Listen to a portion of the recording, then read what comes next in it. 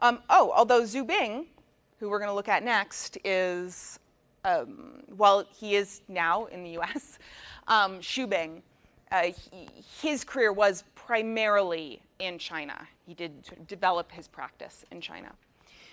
So here, these characters, this is sometimes what happens when you research things on the internet. So I found this really great discussion of these characters, which are essentially book from the sky or sky book, which is what people in China refer to something that is impossible to understand, something incomprehensible or meaningless, is referred to as a sky book or book of the sky. And these are allegedly the characters for sky and book. But when I ran them through Google Translate, I got Bible. Just saying, just so you know. So if any of you have more familiarity, you might want to dig into that a little. Although characters not making sense is really what this work is all about. So here we can see one of many installations of this project. So we have these huge sheets of paper hanging on the ceiling that are all printed with text, and then we have these books that are hand-bound and hand-printed with movable block prints that, and I'll show you an example, that the artist carved himself. And the books are bound and they're left open, creating this sort of wave effect. And then also in these display cases, we see even more of this text. So have any of you been into, say, the Asian collection at the Metropolitan Museum? No? I mean, in general, when you go into museum displays focusing especially on Chinese art, you see a lot of calligraphy, right? So why would you see lots of calligraphy? What's important? Why would calligraphy wind up in museums, art museums? It was a highly developed art form that was used by the elites, and sort of the whole thing behind having characters as your language is that it also doubles as artistic. Yes, so it was essentially the art form. It wasn't just for communicating. In Western cultures, in general, writing is primarily for communicating. There are some exceptions. In the medieval period, we see a real focus, say, on illuminated manuscripts and sort of the beauty of the book. But mostly art and script are separated in Western cultures, whereas in East Asia and also in the Islamic world, we see script and writing taking on enormous importance, not just for communication, but for aesthetics. These are art forms. Also importantly, and I'll dig into this a little bit later, the exact same tools were used by scribes and painters. The dominant visual art forms, two-dimensional art forms, were made of the same stuff. It was paper and ink and brush. Now, Xu Bing, here are his movable typesetting blocks. Yes? Before you leave that last slide, Uh-huh. the calligraphy in the display cases, is it meant to look like a scroll that's been unrolled, or is it just flat paper?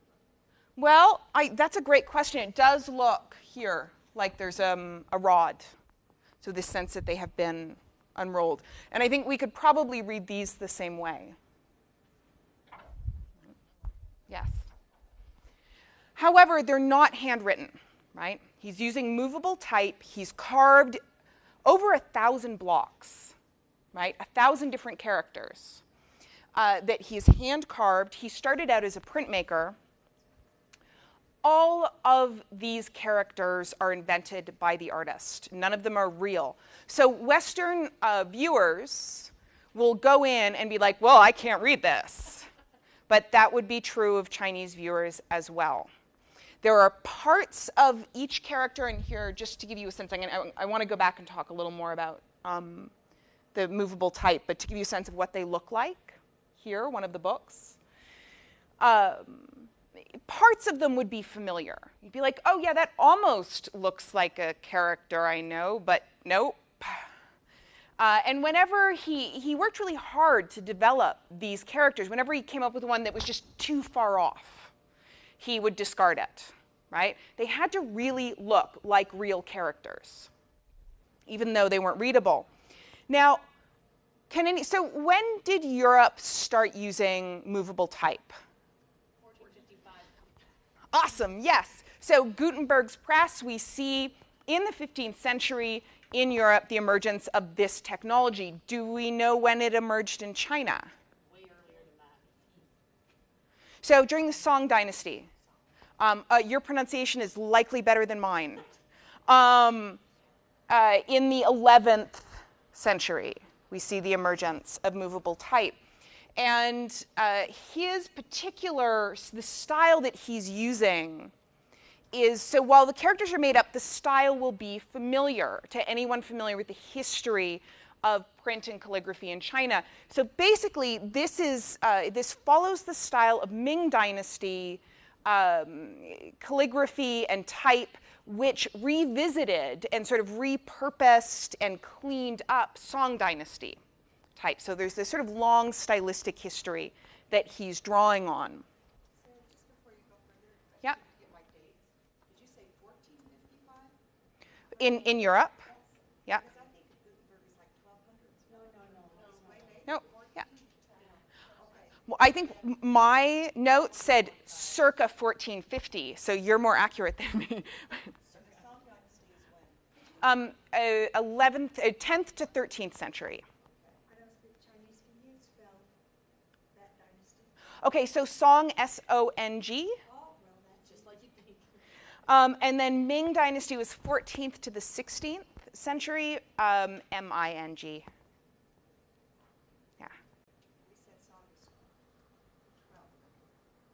12. 10th to 13th. It was long.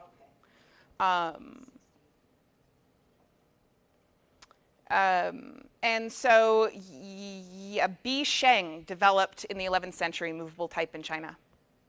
So it's worth noting, this is a little bit of a side note, but I think it's pretty fascinating. In the 11th century, we see the emergence of movable type in China, and a huge book culture emerges, a literary culture, which of course we don't see in Europe until 15th, 16th, 17th century. And also, there were like instructional books on how to make art in the 11th century in China. They became really popular. So in the 11th century, we see the emergence of a kind of avant-garde rhetoric, like how to not be like the books, which is really quite fascinating. Very comparable to the 19th century in Europe in terms of ideas about individualism in art. Anyways. Oh, also art criticism is one of the products of a print culture. So I've already talked a little, we've talked about how writing and art are not separated in the Chinese tradition the way that they are in the European tradition. But I would like to talk a little bit, I don't remember if this came up last time, let me know if it did. I want to talk a little bit about semiotics. Iconic and symbolic signifiers. Did we talk about this last class? I know it sounds menacing, but it's not. It's, I think it's quite helpful. Let me drink a little water, and then I'll... Okay, so semiotics is the study of signs and how they work. So a sign is anything that sort of communicates. And two of the primary categories of signs are iconic and symbolic. An iconic representation looks like the thing it represents. It's a picture of something. You recognize it because of its resemblance. A symbolic signifier, we know through convention. We learn it, right? So writing is a form of symbolic signification. That's why it's not universal. A picture of a cat is pretty much universal. Anybody who's been around a cat can recognize a picture of a cat, but the word cat is specific to specific languages, to English. So are these symbolic or iconic?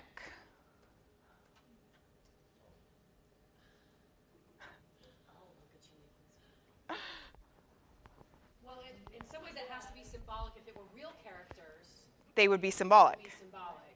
But, I mean, the original characters were actually iconic When they were made. first developed, but eventually they became symbolic. There was a sort of transition that happened. And their meaning eventually came from convention, from people learning them. But here, they look like symbolic objects, but instead, they're iconic. They look like writing. They resemble writing without actually being writing. So why would somebody do this? Why would somebody go to so much effort to make nonsense? Sorry? It just boggles my mind that it takes something that is symbolic and I know. it's like tipping everything on his head. Art. It's awesome.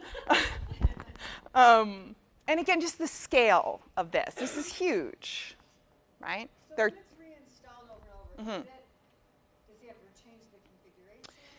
I have one other, here's another example of its installation. Yeah, but Depending on space. yes. So I just gave the game away a little bit with that. If you guys recognize one of those images, meaninglessness and its value. Do you guys know this? Is this familiar?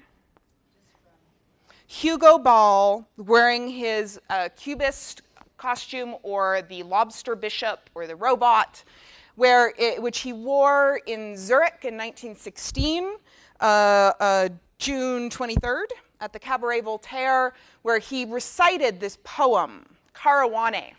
And it's this, if you can look it up online, Ubu is a website where you can listen to a recording of it being performed. But it's along the lines of Caruana, Jolento Bambla, O Fali Bambla. And it's really, the big tone and voice and a lot of drama. And it means nothing. They're made up words. They're nonsense words. So in the Dada context, artists such as Ball sought to erase meaning. They embraced nonsense as a way to push back against propaganda, against a news media that served what to them was a horrifying war machine. World War I, as I'm sure many of you are familiar, especially those of you who teach history, was a gruesome, ugly, vicious war of mud and rats and rotting feet. It was revolting. It was awful. It was, words don't do it justice.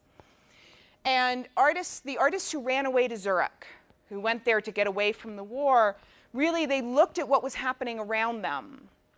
Their context, they were described as being they were birds in a bird cage surrounded by lions, roaring lions. And they looked and they were like, meaning made this war. Rhetoric, rational discussion, all of these highly valued practices of European culture and the Enlightenment, they made this massacre, this shambles in a very literal sense. And so they sought to destroy meaning. So I think that they're a very helpful comparison to Xubing's work in terms of this goal of destroying meaning, erasing meaning. It's a gentler erasure. It's a more poetic erasure. It's one that is elegant instead of raucous in the way that Dada was. But what would he be responding to in his desire to erase meaning and embrace nonsense?